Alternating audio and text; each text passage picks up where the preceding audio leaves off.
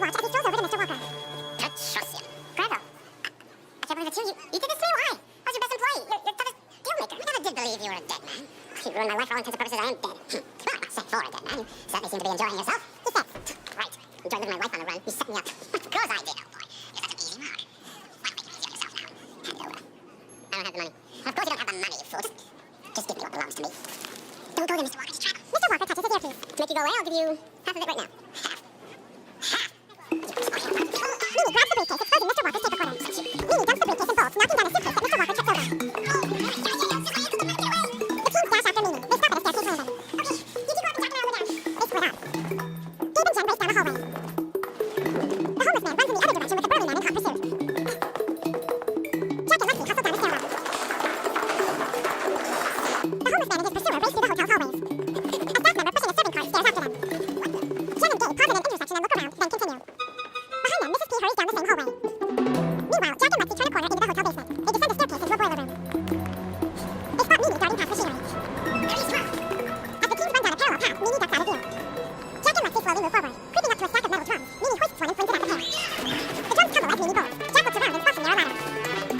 As the teams step over the falling drums and move towards him, Mimi gains the lever that reads danger. James spears some boughs in front of Jack and Lexi. They back off. Mimi climbs the ladder.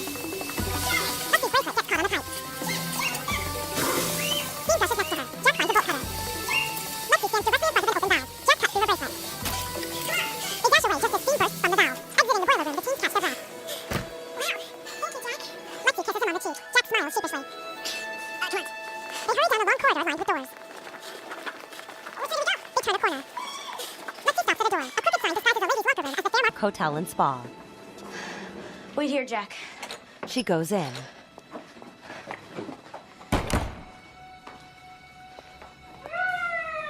Lexi spots clothing stuffed in.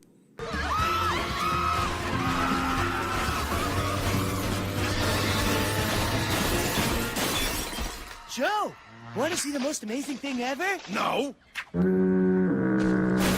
Ah! Are you nuts? Yeah, Entree. I can do way better.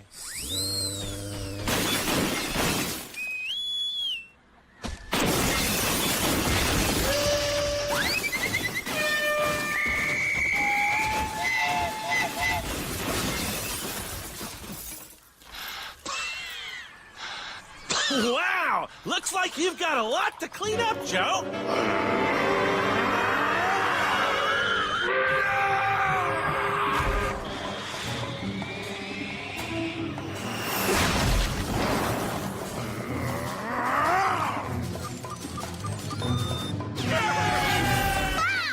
Hi, Mr. Charming. My hedges! How long have I been asleep? Long enough for me to get into a little bit of trouble. Hazel? Mom's hair is a spiky yellow-orange. Mom, did you use the hair potion?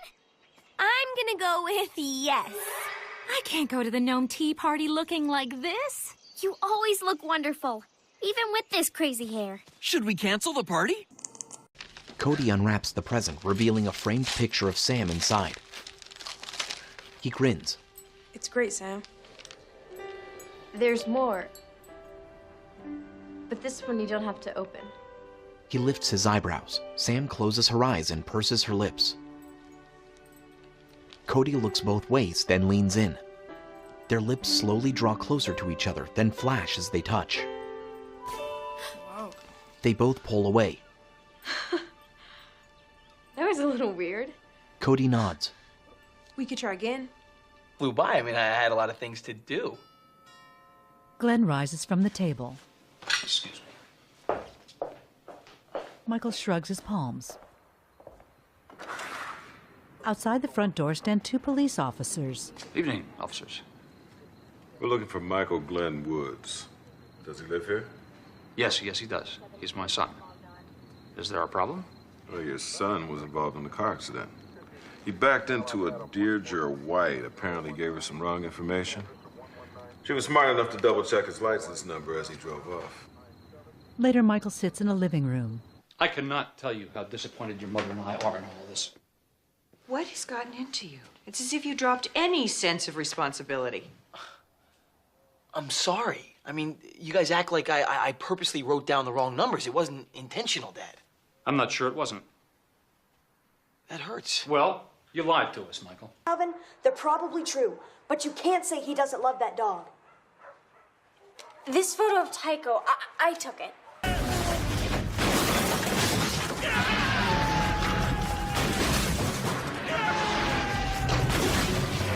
No! It means a lot to everyone. And it shouldn't matter what we look like, right, Mom? Although, we do look pretty silly. Look at Dad's pink hair. Wait. What'd you just say? I have pink hair? Oh, cool! Later, at the Garden Gnome Tea Party. I'd like to welcome you all to my annual Garden Gnome Tea Party. There's stunned silence among the guests. Who did that to your hair? I did. No, it's impossible. That was taken by his real family. Look. She pulls up a photo on the computer. I took this photo when they first brought Tycho into the shelter. But that means that this flag couldn't have been put up by Tycho's family. Something's not right. Now, Fig and Emily arrive at Calvin's house. Calvin! Emily gets off a bike. What's up, Fig? Calvin comes over. Look at this. They show him the lost dog flyer and Emily's flyer, which have the same photo. It was Preston. You know what? He made up those flyers and posted them himself. He did it all. He knew how much I cared about Tycho. Now is where you come in. Now what I want you to do is call them. I can't. No, I think you can. You see, in the same way that your mind is open to receive what they say, I think you can reach out and call them. But what if they don't come? Well, if they don't come, they don't come. Joe, what happened? What happened? These two wrecked half the town is what happened! Yeah, but you wrecked the other half. You know, we expect Perry and Entree to destroy everything once in a while, you know, but we don't expect you to do it. Your temper's too much. Yeah! Shut it! Or whatever. Fine! If you don't want my temper, then you don't want me. Let Perry and Entree run the town. I'm out of here! We accept your decision to make us mayor. Astounding! Amazing! I'm totally tired of my old hairstyle. Oh, could you give me a new look too? We sure can. Step right up for your magical makeovers. It's fantastic! Oh, do mine next! And mine! And ours! Oh, right here! A stack of Polaroids show the gnomes' new hairdos. Hazel! Is this for me? Yep, it was delivered this afternoon while I was resting my eyes. Hazel opens the box and pulls out a doll with a short bob hairstyle. Oh, your Sparkle Curl Cupid doll finally arrived. Thanks. I love her. But I think I've had enough hair curling to last me a long time. Hazel twirls and knocks her friends over with her wild hair. Oh, Hazel. Oops. Sorry.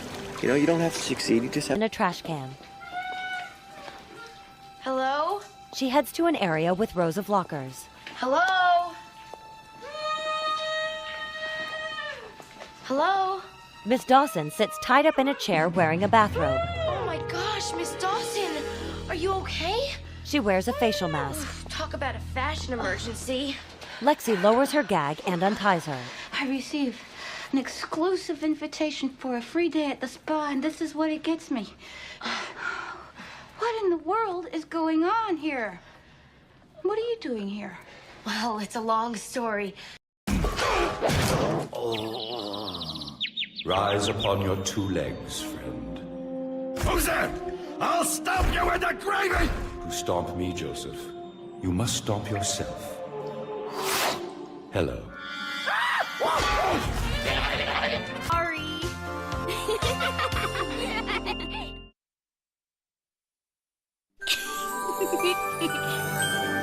Calling all cauldrons. In the Charming's kitchen, Posie plays her flute behind a sweeping broom, and Hazel bops to the beat while sandwiches make themselves under her direction. Nothing better after a day of charm school than snacking and dancing. Hazel points her wand at the fridge where Lavender is getting refreshments and commands Mustard over to finish off the sandwiches. She then watches the plated lunch take to the sky, but it eventually bumps into the broom handle and splats into a family photo. Making snacks and art. New word, snart. Looks like you girls could use a little sparkle help. Maybe on your next birthday. With a knowing smile, Sam turns and heads for the door. Cody rubs his lower lip. Sam steps back out onto the porch. Cody grins and shakes his head. Outside, Sam joins Sean and 2 other boys. Hey, what's up? Cody joins them. Oh, it's the birthday boy. Hey. That's cool. Hey, Cody! Cody's face falls as he spots Jess on a bike. What's Thunder doing here? I told him he could come, but I didn't actually think he'd show up. Cody waves to Jess. Hey! Hey, Jess! Hey, Jess, you wanna go swimming with us later? Jess frowns. Sean, you know we can't swim. So what? I've heard nerds can float. Shut up, that's not cool. You told us it was a hit and run. Technically, it was. I hit her, and then I had to run to go pick up Tommy. No, don't go there. Don't start. Don't start with me, Michael. You're not talking your way out of this one. I gotta tell you something. Your European study toward the end of the summer is heavily in question, if not off entirely. Dad, come on. We have worked so hard to give you things that we never had. I mean, where have your mother and I gone so wrong in raising you? You cannot run from me, Joseph. Why have you never talked before? I am Lord Wingus Eternal. And I have broken my ancient silence to help you defeat your temper. But you're just the bird who lives on my butt. Am I? Or are you the rhino who lives on my feet? You've turned my world upside down. Oh, you're making me climb the volcano so I can look inside myself. Actually, I just wanted some air. But now that you mention it, we can see the whole town from here. And look. My pleasure, Charmers. Now you'll have more time to do your charm work. Today's homework is spectacular. Sure is. We have to make up a whole new spell of our own without the Spellopedia. I can't remember my spell. Is it fiddle-a-doodle or dibble-a-dooble or... Oh, daffodils. I can't remember. Posie, you'll be fine. We all will. There's no way our homework's gonna be a disaster, because we've got Cauldron, the potion-making master. I like your style, and Cauldron is the best, but coming up with potions is a pretty tough test. Time to get your spells on as quick as a mouse. No better place to do it than your own Charm House! The Charm House is live with magic. You haven't. Look. Oh, okay. Look, this is really getting out of control here. Here's what I'm gonna do, okay? I'm gonna call Tommy. I'm gonna apologize profusely. I'm gonna take some money out of my trust. I'm gonna fix the Porsche. I'm gonna pay to fly Tommy back out here, treat him right. How does that sound? How much I wanted to do what was best for him and get him back to his real family. Except they're not his real family. They're phonies. So who are they? They had to be somebody Preston could control. Not there, you doofus.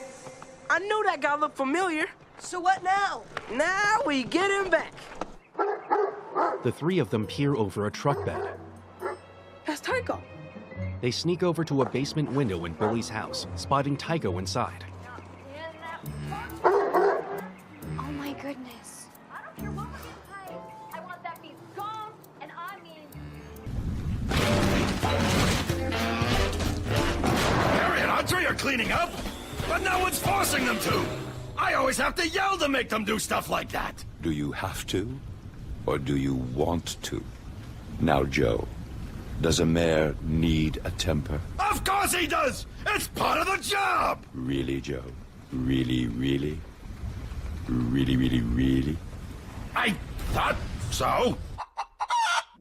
So this is a magic puddle? No, I just need you to look directly into my eyes. But because I'm on your back, it's a little tricky. Yes, Joe. Look into my eyes. Look into my eyes.